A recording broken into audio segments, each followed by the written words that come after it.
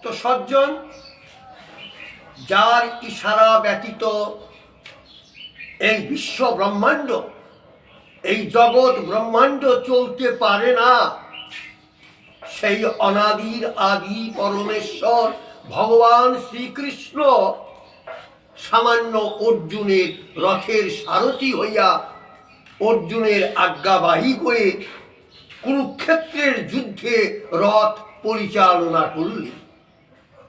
বড় আশ্চর্যের ব্যাপার, অনাদির আদি যিনি, তিনি সামান্য অর্জুনের রথের সারথি, অথচ ভক্ত সজ্জন আমাদের এই দেহরথের সারথিও তো ভগবান কৃষ্ণ। অথচ কই আমার কথা মতো তো রথ পরিচালনা করছেন না। তাহলে বুঝতে হবে অর্জুন এমন একটা গুণ অর্জন করেছিলেন, যার গুণে অর্জুনকে সখা বলে ডাকতেন এবং অর্জুনের রথের সারথি হয়ে কুরুক্ষেত্রের যুদ্ধে রথ পরিচালনা করলেন। আমার সেই গুণ অর্জন হয় নাই। আমার ভিতরে প্রেম নাই, আমার ভিতরে ভক্তি নাই, আমার ভিতরে শ্রদ্ধা নাই। যে ভক্তি, যে প্রেম এবং যে শ্রদ্ধার গুণে অনাদির আদি পরমেশ্বর ভগবান কৃষ্ণকে কি করা যায়, পাওয়া যায়। শুধু পাওয়া নয়, জন্ম জন্মান্তরের জন্যে যাকে আপন করে পাওয়া যায়, সেই গুণ, সেই ভক্তি, সেই শ্রদ্ধা, সেই প্রেম আমার ভিতরে তিলমাত্র নাই। তাই শ্রী গোবিন্দ আমার কথা মতো আমার দেহ রথ পরিচালনা করছেন না। এটা আমার অপরাধ। গোবিন্দকে পেতে হলে প্রেম থাকতে হবে। সে প্রেম এই জাগতিক জগতের প্রেম নয়। এই যে জাগতিক জগতের প্রেম, এই জাগতিক জগতের প্রেমের ভিতরে আছে আকাঙ্ক্ষা, পাবার আকাঙ্ক্ষা, লালসা। এই প্রেম দিয়ে ভগবানকে পাওয়া যায় না। ভগবানকে পেতে হলে ভক্তির প্রয়োজন, শ্রদ্ধার প্রয়োজন। অর্থাৎ জগৎ হচ্ছে দুটি, একটা জাগতিক জগৎ, একটা পরমার্থিক জগৎ। তো ভগবানকে পেতে হলে পরমার্থিক জগতে কর্ম সম্পাদন করলেই ভগবানকে পাওয়া যায়। জাগতিক জগতের কোনো কর্ম করে ভগবানকে পাওয়া যায় না। ভগবান কৃষ্ণ অনাদিরাদি গোবিন্দ তার মুখস্থিত বাণীময় গীতাতে কর্মযোগে তিনি উল্লেখ করিয়াছেন। অর্জুন, শ্রীমান অর্জুনকে উপদেশ দিতে যেয়ে তিনি কর্মযোগে উল্লেখ করেছেন যে কর্ম সকলকেই করতে হবে। এই কর্মকে দুই ভাগে ভাগ করেছে, একটা সকাম, একটা নিষ্কাম। সকাম মানে যে কামের ভিতরে কামনা বাসনা জড়িত আছে, আকাঙ্ক্ষা, কিছু পাবার আকাঙ্ক্ষা জড়িত আছে, লিপ্সা আছে, সেই কর্ম করে ভগবানকে পাওয়া যায় না। ভগবানকে পেতে হলে নিষ্কাম কর্ম করতে হবে।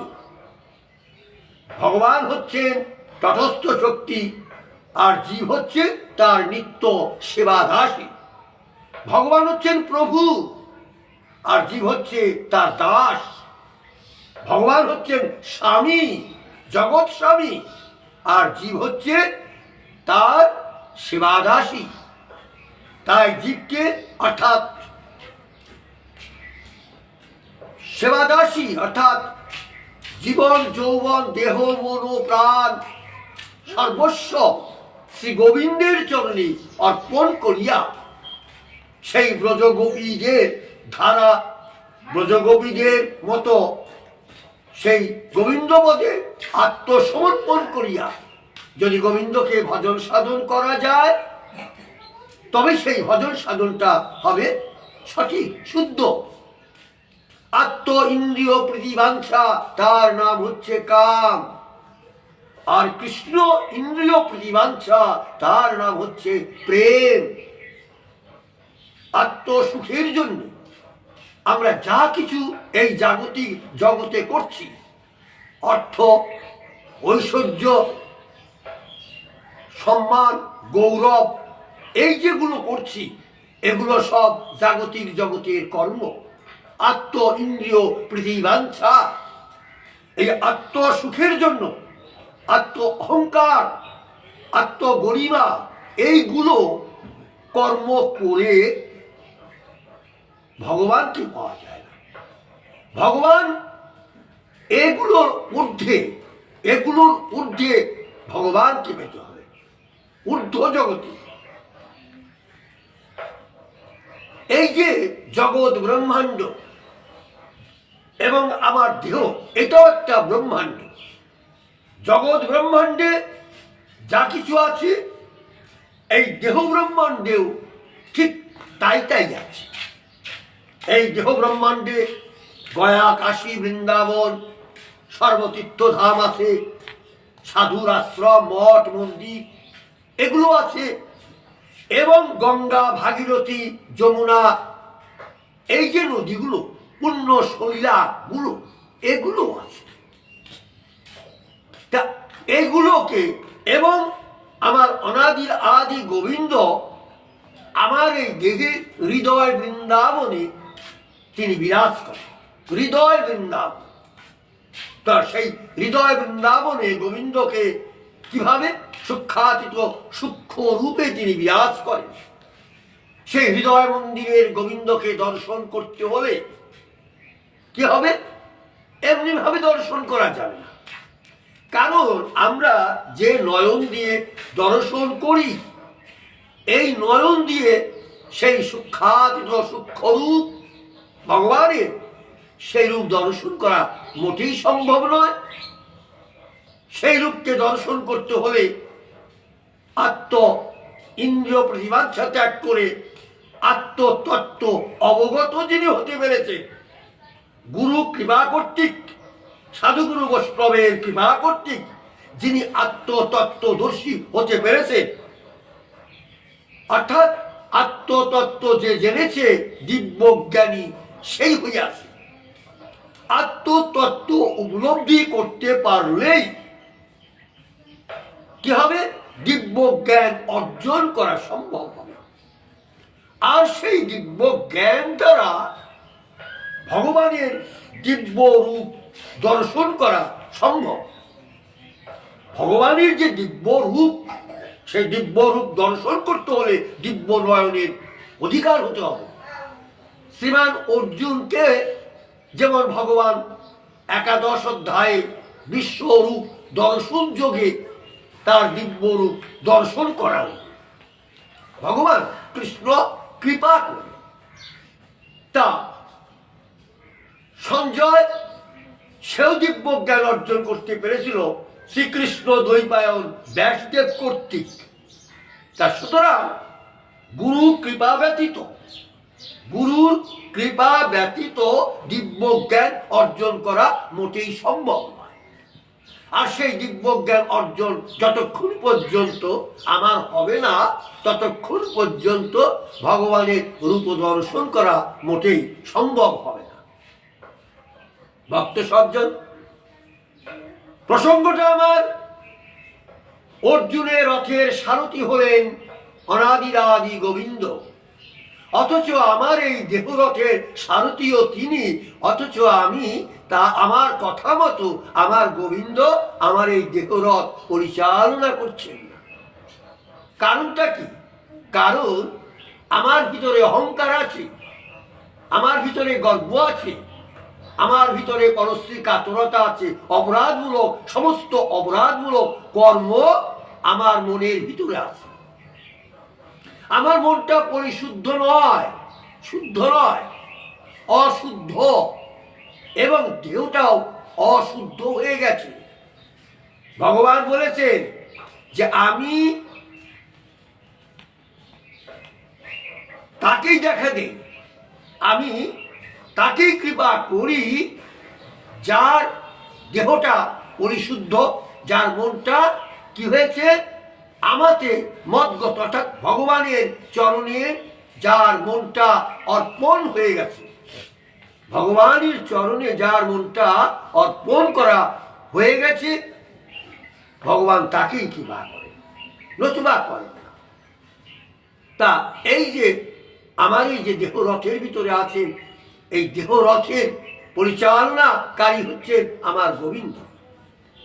এই দেহ রথ থেকে তিনি যখন চলে যাবেন, এই যে পঞ্চভূতের দেহ, মাটি, জল, আগুন, বাতাস, অর্থাৎ তৃতীয় তেজ, মরুদ, বোম, এই পঞ্চভূতে এই দেহটা গড়া।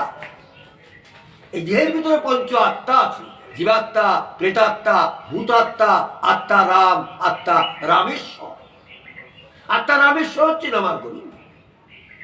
এই যে পঞ্চভূতের দেহটা, এই যে আমার মাটি, জল, আগুন, বাতাসের এই যে দেহটা, এই দেহটা নশ্বর। এই দেহ পচবে, এই দেহ গলবে, এই দেহ আগুনে পোড়ানো যাবে, পোড়ানো যায়। এই দেহটাকে ছাই করে বাতাসে উড়িয়ে দেওয়া যায়, কিন্তু আত্মার কোনো ক্ষয় নেই। আত্মা অবিনশ্বর, আত্মার ধ্বংস হয় না। আত্মা কি হয়? আত্মা সেই আমার কর্ম ফল অনুযায়ী এই যে জগতে, এই মায়ার জগতে, জাগতিক জগতে আমি যে সমস্ত কর্মগুলো করব, এই কর্মের ফলস্বরূপ পরবর্তীতে আমার কি হবে? জন্ম আমার লাভ করতে হবে। আমি যদি ভালো ভালো কর্ম করি, তাহলে হয়তো আবার এই মনুষ্য জন্ম, কিংবা আরো ভালো যদি করি, হয়তো গোবিন্দের রাতুল চরণেই আমার আশ্রয় হয়ে যাবে। আর যদি আমি কি করি, মন্দ মন্দ কর্ম করি, তাহলে হয়তো আমার সেই পশু পাখি, কীট পতঙ্গ, স্থাবর অস্থাবর ইত্যাদি জন্ম আমার নিতে হবে। তো সুতরাং ভালো কর্ম করাটাই একান্তভাবে কর্তব্য। সেই ভালো কর্ম করলে ভালো সঙ্গ, সৎসঙ্গ, সাধুগুরু বৈষ্ণবের সঙ্গ, গুরুর বাক্য পালন, এগুলো ভালো ভালো কর্ম। এই ভালো ভালো কর্মগুলো সম্পাদন করলে কি হবে? সেই ভগবানের কৃপা লাভ করা যাবে, ভগবান বাধ্য হবে। দেখেন, এই যে 4 যুগে ভগবানের মানব অবতার, সত্য যুগে নারায়ণ অবতার, ত্রেতায় 4টি অংশ, রাম, লক্ষ্মণ, শত্রুঘ্ন, ভরত, দাপরে কৃষ্ণ অবতার, কলিতে আমার গৌর সুন্দর গৌর অবতর জীবকে তরাইতে এসেছেন। আমরা সেই ধন্য কলিযুগের জীব, ধন্য কলিযুগ, কারণ আমরা গৌরকে আমরা পেয়েছি। সেই কলিযুগের জীব আমরা, অথচ আমাদের সহজ পদ্ধতি গোবিন্দ দিয়ে গেছেন। কৃষ্ণ নাম শুধু জপ করলেই, কৃষ্ণ নাম চিন্তা, কৃষ্ণ নাম ভজন ইত্যাদি করলে জীব কি হবে? উদ্ধার হয়ে যাবে। অথচ আমরা সেই কৃষ্ণ নামের বহির্মুখী, কৃষ্ণ বহির্মুখী আমরা এখনো আছি। আমার কথা আমি বলছি যে এখনো, যার পরিপ্রেক্ষিতে আমাদের এই দশা। ভগবান কৃষ্ণ আমার এই দেহরথের সারথি হয়েও আমার কথা মতো তিনি আমার এই দেহরথ পরিচালনা করছেন না। তা এই দেহরথটাকে যদি শুদ্ধ করা যায়, এই দেহরথটা সাধু গুরু বৈষ্ণব ইত্যাদি সঙ্গ গুণে এবং গুরুর কৃপা গুণে এই দেহটা কি হবে? শুদ্ধ থাকবে। এই দেহ শুদ্ধ থাকলেই কি হবে? গোবিন্দের কৃপা লাভ করা সম্ভব হবে, নতুবা মোটেই সম্ভব নয়। ভক্ত সজ্জন, এই যে কথাগুলো শুধু শুনলে তো হবে না, শ্রবণ করলাম অথচ পালন করলাম না, তাহলে হবে না। পালন করতে হবে। শ্রবণ করব এবং কিঞ্চিত পরিমাণ হলেও যদি সেই কর্মটা পালন করা যায়, তাহলে কি হবে? মঙ্গল হবে। শুধু কান দিয়ে শুনলাম, ধারণ করলাম না, তাহলে চলবে না। কর্ম করতে হবে।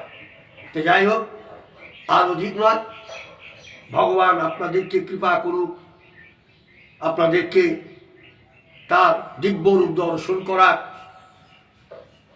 এটাই আশা রাখি, এবং এই পৃথিবীর সকলে সুখে থাকুক, শান্তিতে থাকুক, এইটাই আশা রেখে আজকের মতো এখানে সমাপ্তি করছি।